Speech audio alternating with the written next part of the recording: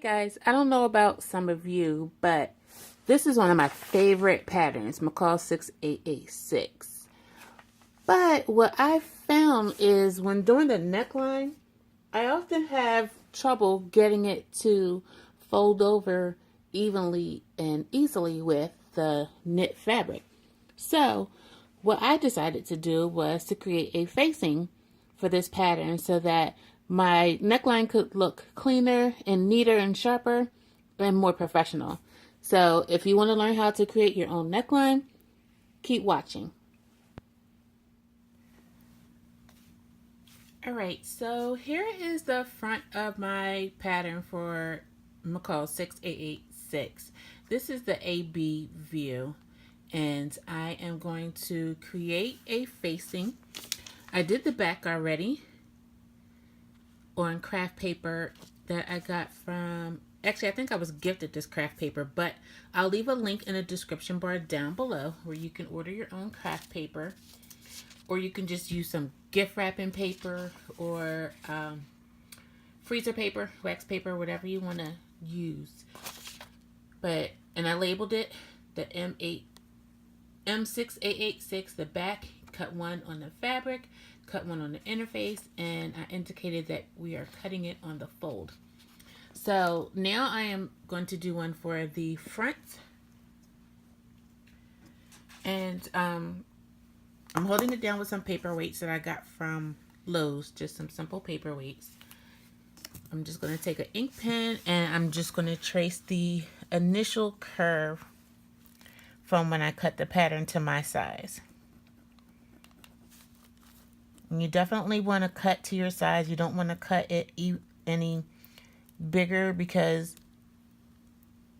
especially like the curve part, because you want it to match. And so, all right, so I have my curve, and I'll clean my curve up in just a little bit, but I want my facing to be, I'm going to make it 2.5 inches because there'll be a little seam allowance, not much, but I just don't want it to look like really small and tacky. Just want to make sure I'm close to the paper. So I did 2.5 inches there, and then I'll move my paperweights.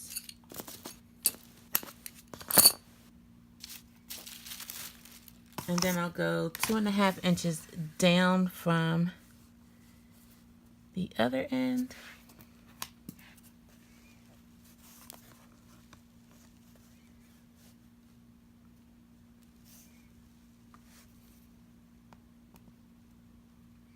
And then I'll just mark in several places 2.5 inches all around.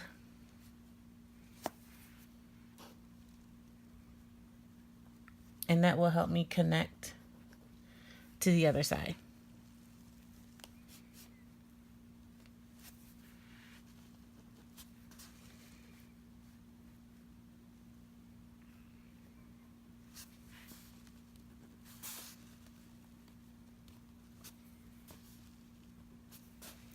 And I'm sure there's probably other ways to create a facing, but this is just how I do a quick facing.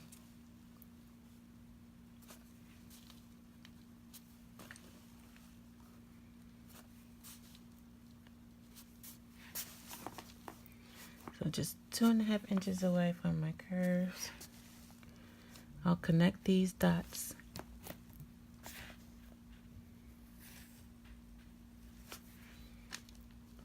I'll connect the dots with my curve ruler. If you're good at eyeballing things, then that'll be fine, but I am not.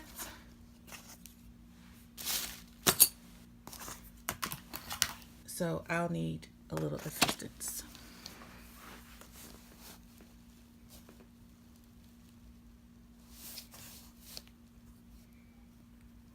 And what I am looking for is just the best placement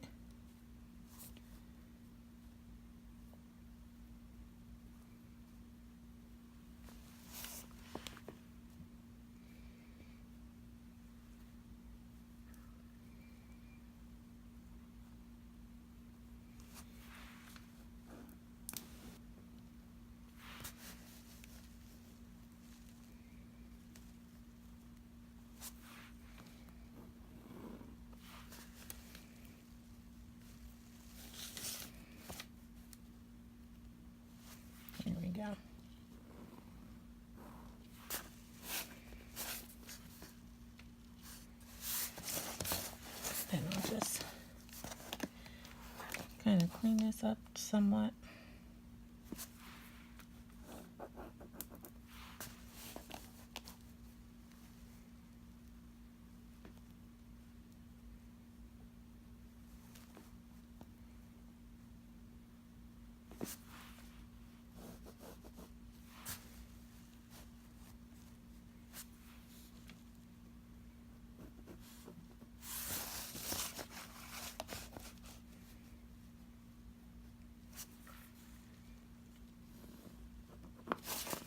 Okay, so I have the tracing, as you can see.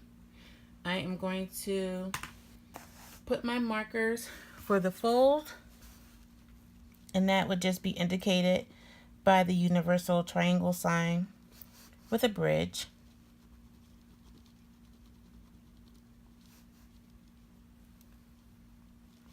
Indicated by the word fold. And then I'm going to label it just like I did the back side of it. I wanted to make sure that I indicate what this is for. And that is 6886. This is the front. And I want to indicate cut 1 on the fabric and cut 1 on the inner face.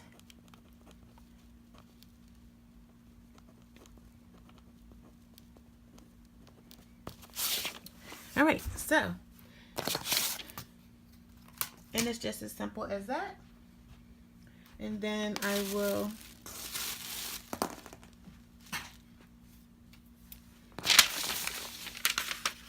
cut it out.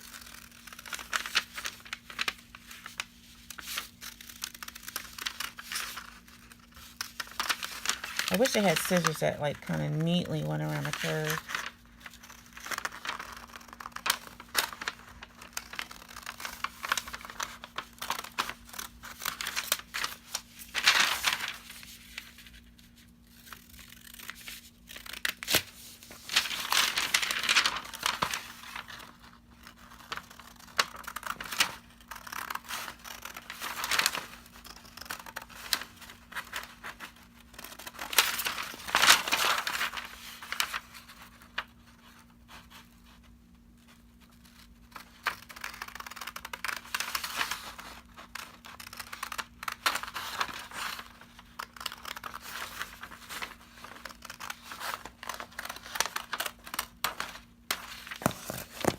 And there you have it.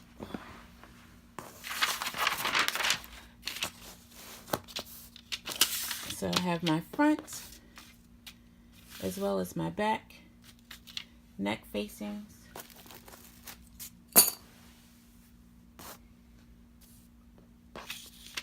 So I'll be cutting on the fold.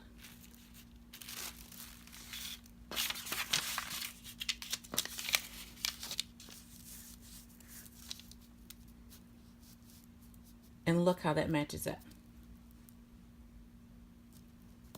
I would say that's very close to perfect. And so now I have a facing for my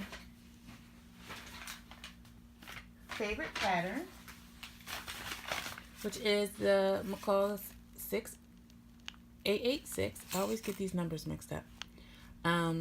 And as you can see, this envelope is very worn out because I make this dress quite often, a few times a year. And I'm probably going to make one today, which is why I am doing the facings. But it was just as simple as that. Only takes a few minutes to create your facing. I'll leave a link in the description bar down below to let you know where you can purchase your own crafting paper. Or, as I said, you can also use gift wrapping paper or freezer paper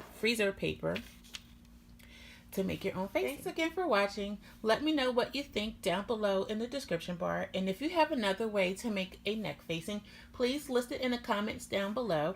And if you follow these instructions, please post on Instagram and tag at Zariah's Creations. I would love to see your work.